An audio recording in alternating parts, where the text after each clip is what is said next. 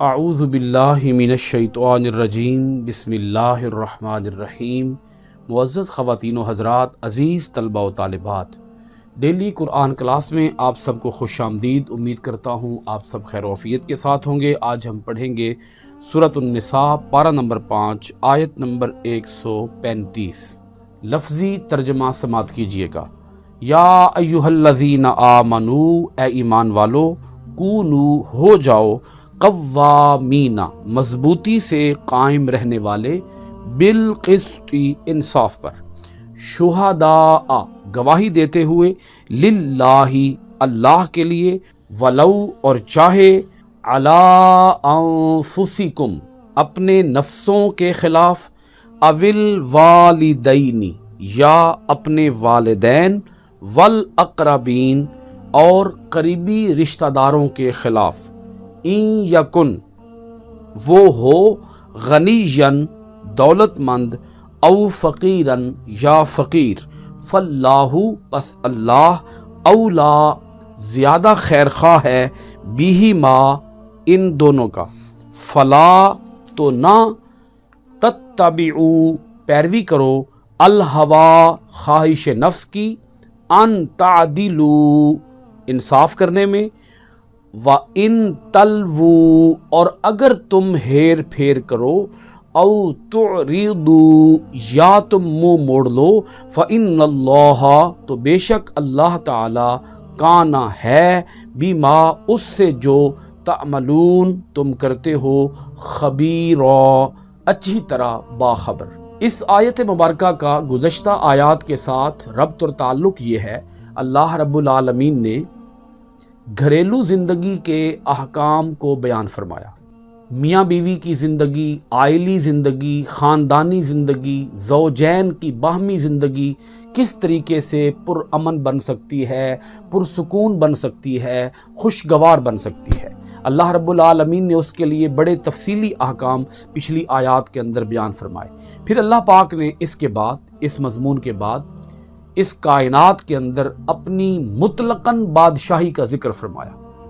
اب یہ سلسلہ کلام جاری تھا کہ اسی کے دوران اللہ پاک نے اس آیت کے اندر جو بھی ہم پڑھنے والے ہیں، انصاف کے ساتھ گواہی دینے کا حکم ارشاد فرمایا۔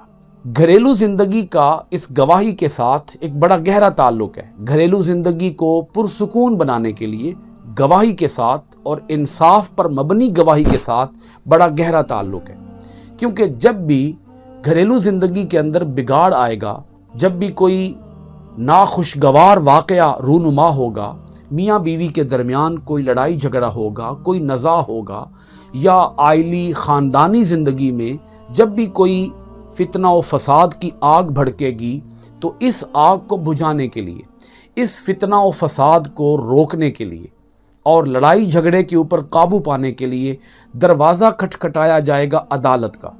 جب لوگ عدالت میں جائیں گے اور جھوٹی گواہیاں دیں گے، تو ان جھوٹی گواہیوں کی وجہ سے سکون بحال نہیں ہو پائے گا۔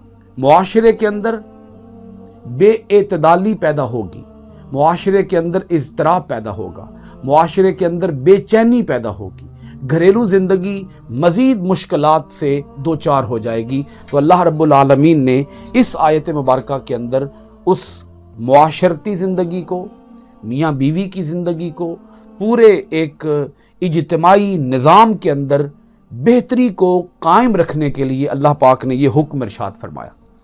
آیت مبارکہ سنیے گا، اب آپ کو سمجھ آئے گی۔ یا ایھا الذین آمنوا کونوا قوامین بالقسط شہداء للہ، یہاں تک آپ سمجھ لیں پہلے۔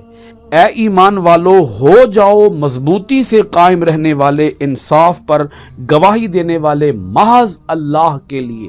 ایک تو اللہ پاک نے یہاں لفظ فرمایا قوامین، جس کے اندر مبالغہ پایا جاتا ہے۔ اللہ پاک نے اس حکم کے اندر استحکام کا حکم دیا ہے۔ قوامین لفظ کے اندر مضبوطی کا حکم دیا ہے کہ قائم بھی رہو، کھڑے ہو جاؤ، اور پوری مضبوطی کے ساتھ، انصاف کے ساتھ مضبوطی سے قائم رہنے والے ہو جاؤ۔ اب اس کے بعد اللہ پاک ارشاد فرماتا ہے، شہداء للہ، گواہی دینے والے اللہ تعالیٰ کے لیے، اب اس جملے کے آپ مختلف دو معانی مراد لے سکتے ہیں. ایک معنی تو اس جملے کا یہ بنے گا جو کہ عمومی معنی ہے، سادہ سا معنی ہے، وہ ہر ایک کو سمجھ آ رہا ہے کہ تم انصاف پر قائم ہو جاؤ اور اللہ کے لیے گواہی دینے والے ہو جاؤ.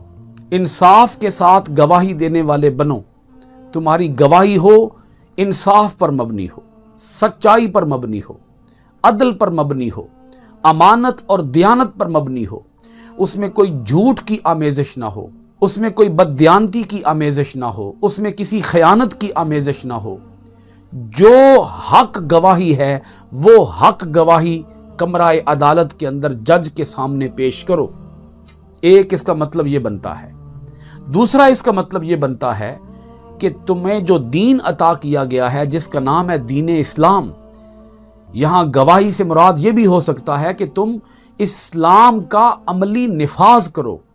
پورے معاشرے کے اندر، زندگی کے ہر شعبے کے اندر اسلام کے پورے سسٹم کو، اسلام کے پورے نظام کو معاشرے کے اندر قائم کرنے والے بنو.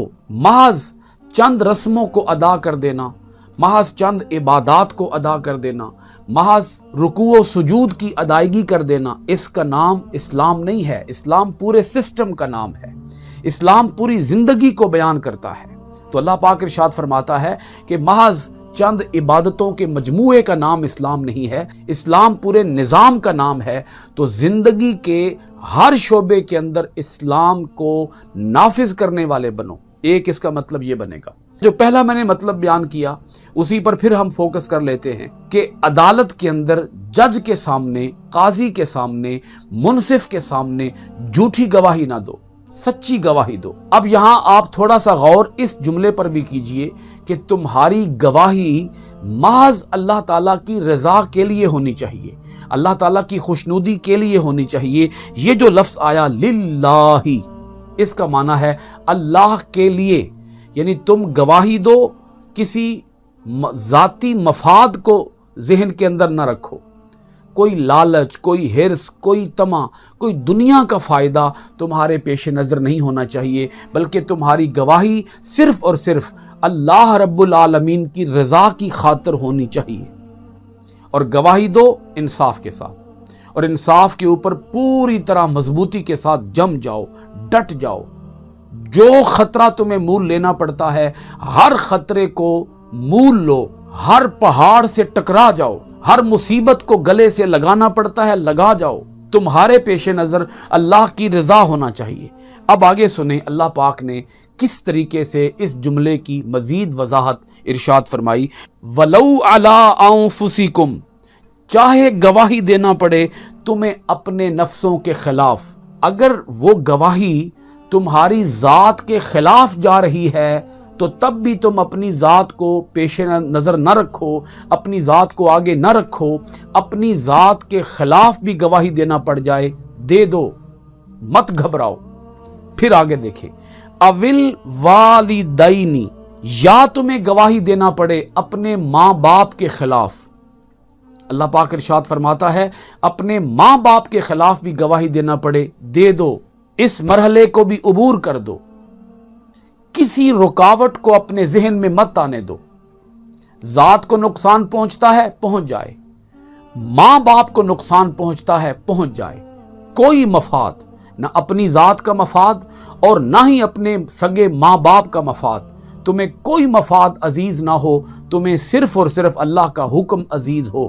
اللہ کا حکم مقدم رکھو، اللہ کے قانون کو مقدم رکھو. اور وہ قانون یہ ہے کونوا قوامین بالقسط شہداء للہ. اب اللہ تعالیٰ یہ رکاوٹیں بتا رہا ہے کہ انصاف کی گواہی، سچی گواہی دینے میں کون کون سی رکاوٹیں پیش آتی ہیں، کون کون سے موانع پیش آتے ہیں، کن وجوہات کی بنیاد پر انسان سچی گواہی دینے سے گھبراتا ہے. اللہ پاک نے ایک ایک کا ذکر کیا. کبھی کبھی اپنی ذات آڑے آ جاتی ہے، کبھی کبھی سگے ماں باپ آڑے آ جاتے ہیں، اور انسان مجبور ہو جاتا ہے اپنے رشتہ داروں کی وجہ سے، اپنے ماں باپ کی وجہ سے، اور وہ جھوٹی گواہی دے ڈالتا ہے. جھوٹ بولنے پر وہ مجبور ہو جاتا ہے. اللہ پاک ارشاد فرماتا ہے وَالْأَقْرَبِينَ، اگر خونی رشتہ داریاں آڑے آتی ہیں تو انہیں بھی آڑے مت آنے دو۔ اگر تمہیں اپنے قریبی رشتہ داروں کے خلاف بھی گواہی دینا پڑے دے دو۔ اپنے رشتہ داروں کا بھی نقصان مت سوچو، اپنی ذات کا نقصان مت سوچو، اپنے ماں باپ کا نقصان مت سوچو، اپنے قریبی رشتہ داروں کا نقصان مت سوچو۔ جس کو نقصان ہوتا ہے ہو جائے، تمہیں کسی کا نقصان پیش نظر نہیں رکھنا چاہیے، اور تمہیں گواہی وہ دینی چاہیے جو سچی ہو، جو عدل پر انصاف پر مبنی ہو۔ اب ان موانع کے ذکر کرنے کے بعد، ان وجوہات کے ذکر کرنے کے بعد، ان رکاوٹوں کے ذکر کرنے کے بعد اللہ پاک نے کچھ مزید رکاوٹوں کا ذکر کیا۔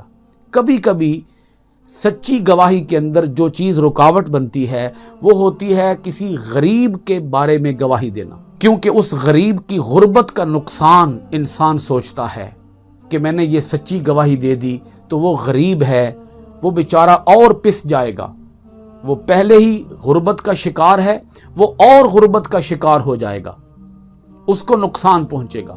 سچی گواہی دوں گا تو غریب کا نقصان ہو جائے گا، اس کا گھر اجڑ جائے گا، اس بیچارے کی کٹیا ویران ہو جائے گی، تباہ ہو جائے گی۔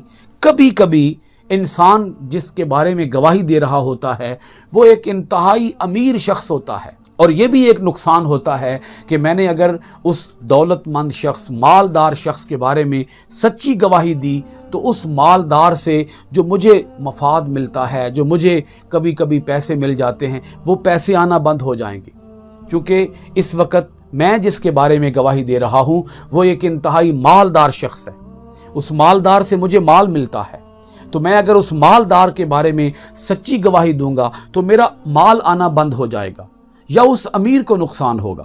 اللہ پاک نے ان دونوں چیزوں کو ذکر کیا، فرمایا این یکن غنیا او فقیرا، فرمایا جس کے خلاف گواہی دی جا رہی ہے وہ اگرچہ دولت مند ہی کیوں نہ ہو، وہ اگرچہ فقیر ہی کیوں نہ ہو، خواہ غنی ہو، خواہ امیر ہو، خواہ فقیر ہو، خواہ غریب شخص ہو، تم مت سوچو، یہ ساری سوچیں، یہ سارے خطرات، یہ سارے نقصانات اپنے ذہن سے اتار دو، ان کو پس پشت ڈال دو، ہر نقصان کو تم گوارا کر لو، ہر قسم کے نقصان، ہر قسم کے خطرے کو بالائے طاق رکھتے ہوئے تم انصاف کے ساتھ گواہی دینے والے بنو، تم عدل کا دامن تھامو، تم انصاف کا دامن پکڑو، تم سارے خطرے ذہن سے نکال دو۔ اسلام آپ دیکھیں کتنا خوبصورت دین ہے، اور اسلام کی صداقت اور اسلام کی حقانیت اس آیت مبارکہ سے روز روشن کی طرح عیاں ہوتی ہے کہ اللہ پاک نے کسی نقصان کی وجہ سے جھوٹ بولنے کی اجازت نہیں دی کہ اگر تمہیں تمہاری ذات کو نقصان پہنچتا ہے تو تم جھوٹ بول لو، فرمایا نہیں، جھوٹ بولنے کی اجازت نہیں ہے۔ گواہی وہ ہو جو حرف بحرف منو ان ایز اٹ از عدل اور سچائی اور صداقت کے اوپر مبنی ہو۔ اب آگے جو جملہ آ رہا ہے آپ اس جملے کو سنیں گے تو یقیناً آپ ایمان کی حلاوت اور ایمان کی چاشنی محسوس کریں گے۔ اس جملے کے اندر اللہ پاک نے ارشاد فرمایا فاللہ اولا بہما، پس اللہ زیادہ خیر خواہ ہے ان دونوں کا، معاملہ امیر کا ہو معاملہ غریب کا ہو، اللہ زیادہ خیر خواہ ہے ان دونوں کا، تم کسی کے خیر خواہ نہ بنو، یعنی جھوٹ بول کر تم ان سے ہمدردی کرو گے، جھوٹ بول کر تم ان کی خیر چاہو گے۔ اللہ پاک ارشاد فرماتا ہے اللہ خیر خواہ ہے، انہیں اگر سزا ملتی ہے انہیں سزا ملنے دو، بری ہوتے ہیں انہیں بری ہونے دو، تمہاری زبان سے کوئی جھوٹ کا کلمہ ادا نہیں ہونا چاہیے کمرہ عدالت کے اندر، تمہاری زبان بولے سچ بولے، یہ ہے اہل ایمان کو حکم۔ آج ہماری عدالتوں کے اندر جھوٹے گواہ بکتے ہیں، وہ باقاعدہ دہاڑی لے کر مزدوری لے کر وہ کہتے ہیں جی ہم سے جو جھوٹ بلوانا ہے آپ بلوا لیں۔ الامان الحفیظ، ہمارے اسلامی ملک کے اندر یہ کچھ ہو رہا ہے، ہماری عدالتوں کے اندر یہ کچھ ہو رہا ہے۔ عدالت کا معنی یہ ہے وہ جگہ جہاں سے عدل ملے، جہاں سے انصاف ملے، لیکن اگر عدل دینے والے ادارے، انصاف دینے والے ادارے جھوٹی گواہیوں کے اوپر فیصلے کریں گے تو آپ خود سوچ لیں پھر معاشرے کے اندر سکون کہاں سے آئے گا، پھر معاشرے کے اندر مساوات کیسے قائم ہوگی، پھر معاشرے کے اندر عدل کیسے قائم ہوگا۔ تو جھوٹی گواہی سے ہر صورت میں بچنا چاہیے۔ اللہ پاک نے یہاں جو جملہ ارشاد فرما دیا ہے کہ اللہ خود خیر خواہ ہے، تم کسی کے خیر خواہ نہ بنو۔ اب آگے سنیں، اللہ پاک ارشاد فرماتا ہے فَلَا تَتَّبِعُوا الْهَوَىٰ، تو اپنی خواہش نفس کی پیروی نہ کرو، ان تعدلوا، انصاف قائم کرنے میں، انصاف کے قیام کے اندر تم اپنی خواہشات کی پیروی نہ کرو۔ وَإِن تَلْوُوا أَوْ تُعْرِضُوا، اگر تم ہیر پھیر کرو گے یا منہ موڑو گے۔ اب اس کو ہیر پھیر کو بھی آپ سمجھ لیں، جب کوئی شخص کمرہ عدالت کے اندر گواہی دے رہا ہوتا ہے تو وہ کبھی کبھی اپنی چرب زبانی سے کام لیتے ہوئے، اپنی انتہائی چالاکی، مکاری اور ہوشیاری سے کام لیتے ہوئے غیر اہم پہلوؤں پر بہت زور دے رہا ہوتا ہے، اور اہم پہلوؤں کو وہ پی جاتا ہے۔ جس پہلو پر زور دیا جانا چاہیے اس پہلو کو وہ بیان ہی نہیں کر رہا ہوتا، اس کو چھپا رہا ہوتا ہے۔ ہیر پھیر کا مطلب یہی بنے گا کہ اگر تم کوئی اس طرح کا ہیر پھیر کرو گے، جس طرح کے ہیر پھیر کے اندر مجرم کو سزا سے بچانا چاہو گے یا مجرم کو باعزت بری کرانا چاہو گے، ہیر پھیر کے ذریعے، جھوٹ کے ذریعے، مکر و فریب کے ذریعے، جھوٹی گواہی کے ذریعے، یا او تعرضوا، یا تم انصاف سے منہ پھیر لوگے، فإن اللہ کان بما تعملون خبیرا، تو اللہ تعالیٰ بہت اچھی طرح باخبر ہے اس سے جو کچھ تم کرتے ہو۔ اللہ سے تو نہیں چھپا سکتے، جج سے تو تم سچائی کو چھپا لو گے، مگر جب قیامت کا دن آئے گا، اللہ کے دربار میں تمہاری پیشی ہوگی، تو اس وقت تم کس طریقے سے اپنے آپ کو محفوظ کر سکو گے، اللہ کے عذاب سے اپنے آپ کو کیسے بچا سکو گے۔ اللہ تعالیٰ ہمیں اپنی آیتوں میں غور و خوض کرنے، اپنے کلام کو معنی ترجمہ تفسیر و تشریح کے ساتھ پڑھنے، عمل پیرا ہونے، قرآن کے آفاقی پیغام کو دنیا بھر کے اندر عام کرنے کی توفیقات خیر عطا فرمائے۔ آج کی کلاس ختم کرتے ہیں سورۃ النساء کی آیت نمبر 135 کے ساتھ۔ انشاءاللہ العزیز آئندہ ڈیلی قرآن کلاس میں حاضر ہوں گے سورۃ النساء کی آیت نمبر 136 کے ساتھ۔ آپ سب حضرات کا بہت شکریہ۔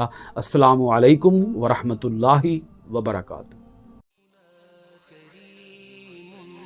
صلى الله عليه وسلم سيدنا كريم صلى الله عليه وسلم سيدنا كريم صلى الله عليه وسلم سيدنا كريم صلى الله